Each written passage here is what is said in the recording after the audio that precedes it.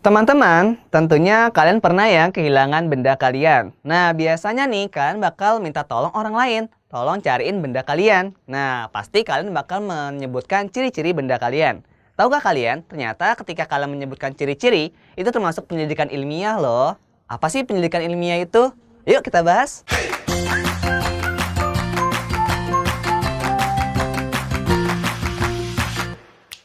Hai Sahabat Fisika. Nah sekarang kakak bakal membimbing kalian dalam menyenangi dunia fisika. Nah sebelumnya gimana nih kabar kalian? Semoga kabar kalian hari ini senantiasa baik ya. Dan semoga yang kurang sehat kakak doakan supaya kalian sehat. Agar kita dapat mempelajari fisika dengan mudah dan menyenangkan. Yuk kita lihat yuk. Sekarang kakak bakal ngebahas penyelidikan ilmiah teman-teman. Sebelumnya teman-teman udah melihat kan ketika di awal-awal itu udah ada animasi di mana kita kehilangan benda, ya enggak? Ketika kehilangan benda, pasti kita minta bantuan orang lain nih untuk menemukan benda kita, ya enggak? Nah, biasanya orang lain bakal nanya, ciri-ciri bendanya kayak gimana? Nah, kita bakal menyebutkan dan biasanya orang-orang bakal ngebantuin. Sebenarnya tindakan kita itu ketika menyebutkan ciri-ciri suatu benda, itu termasuk penyelidikan ilmiah, teman-teman. Nah, penyelidikan ilmiah ini biasanya dilakukan di dunia IPA. Karenanya ilmu-ilmu itu masih bisa berkembang sampai sekarang. Pendidikan ilmiah itu ada 3 nih teman-teman langkah-langkahnya. Pertama, langkah pengamatan. Apa tuh langkah pengamatan? Langkah pengamatan adalah di mana nih kita mengamati atau mengolah tentang data dan informasi yang ada di sekitar kita. Oke? Nah, dengan menggunakan alat ukur yang sesuai. Contohnya gini deh. Misalkan nih, kalian penasaran, kok bisa ya tumbuhan itu tumbuh? Nah, kayak ngedata tuh, pas bulan pertama pertumbuhannya kayak gimana, tinggi batangnya, gitu ya. Bulan kedua bagaimana. Nah, menggunakan alat ukur yang sesuai. Biasanya kita menggunakan penggaris atau meteran, gitu ya. Itu langkah pertama dari penyelidikan ilmiah. Nah, langkah keduanya adalah membuat inferensi. Apa tuh membuat inferensi? Inferensi adalah suatu perumusan tentang penjelasan mengenai pengamatan kita teman-teman. Oke, disinilah langkah-langkah di mana kita menjelaskan perumusan tentang data dan informasi yang kita dapatkan. Oke, gini nih, kayak tadi kan pohon tumbuh nih. Kenapa ya pohon itu bisa tumbuh? Nah, kita tulis di langkah ini. Lihat ya, lalu mencari pola dan hubungannya. Apakah tinggi pohon itu berkaitan dengan tempat pohon itu berada? Apakah berhubungan dengan kadar air yang terima? Nah, itu semua dipelajari atau dituliskan di langkah ini, membuat inferensi. Jadi untuk inferensi, kata kuncinya adalah perumusan penjelasan ya. Nah, kalau tadi pengamatan intinya itu adalah mendapatkan data dan informasi. Paham sampai sini ya? Oke, kita lihat lagi nih.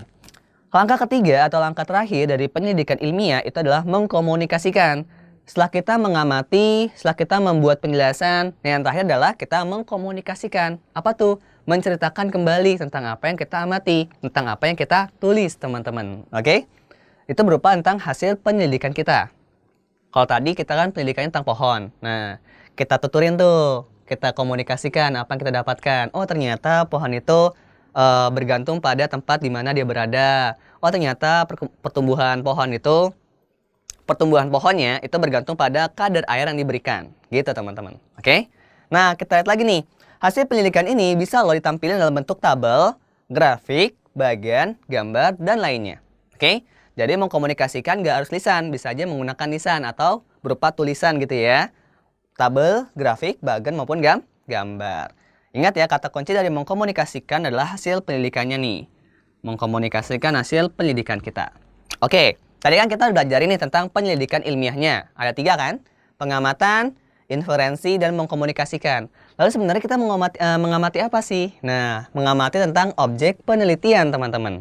Oke, tentang objek penelitian. Apa sih yang menjadi objek penelitian kita? Objek penelitian itu adalah seluruh benda di alam semesta ini gitu ya, dengan segala interaksinya. Oke, ingat objek penelitian kita itu mencakup seluruh benda yang ada di alam semesta dengan gejala atau segala interaksinya. Dari mulai yang paling kecil seperti virus gitu ya, atau bakteri, sampai yang paling besar yaitu luar angkasa, teman-teman. Nah, itu objek penelitian di pendidikan ilmiah IPA. Oke, kita lihat lagi nih. Ternyata pendidikan ilmiah ini dapat mendatangkan manfaat. Nah, manfaatnya ada beberapa ya. Ada 4 nih di sini nih. Pertama, dapat memahami hal di sekitar kalian.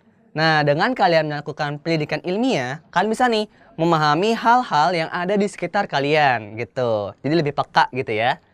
Nah, yang kedua, kalian dapat menyelesaikan masalah di sekitar kalian. Nah, kayak tadi nih, kalian melihat nih, oh ternyata di daerah kita banyak sampahnya. Kira-kira bagaimana ya supaya sampah ini bisa teratasi?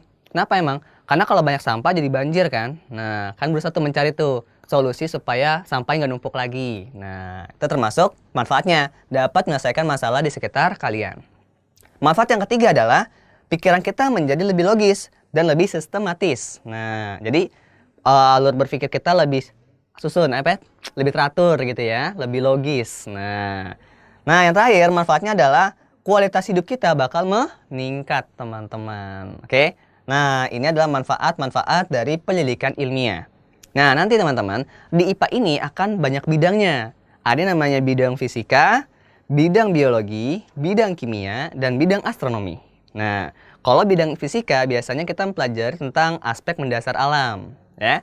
Seperti bumi gitu kan, lalu interaksi antar benda. Nah, kalau kita bicara tentang biologi, itu adalah ilmu di mana kita mempelajari tentang mikroorganisme, bakteri, sel, tubuh kita. Nah, itu kita pelajari di ilmu biologi, teman-teman.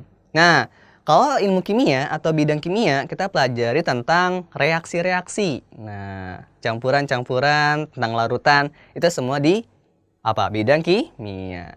Nah, yang terakhir adalah bidang astronomi. Nah, sesuai dengan namanya, astronomi itu berkaitan dengan luar angkasa. Jadi di bidang IPA gitu ya, yang pelajari tentang luar angkasa, komet, bumi, bulan, matahari, dan lainnya, itu adalah bidang astronomi. Nah, menarik bukan tentang pendidikan ilmiah? Mau lebih paham, jangan lupa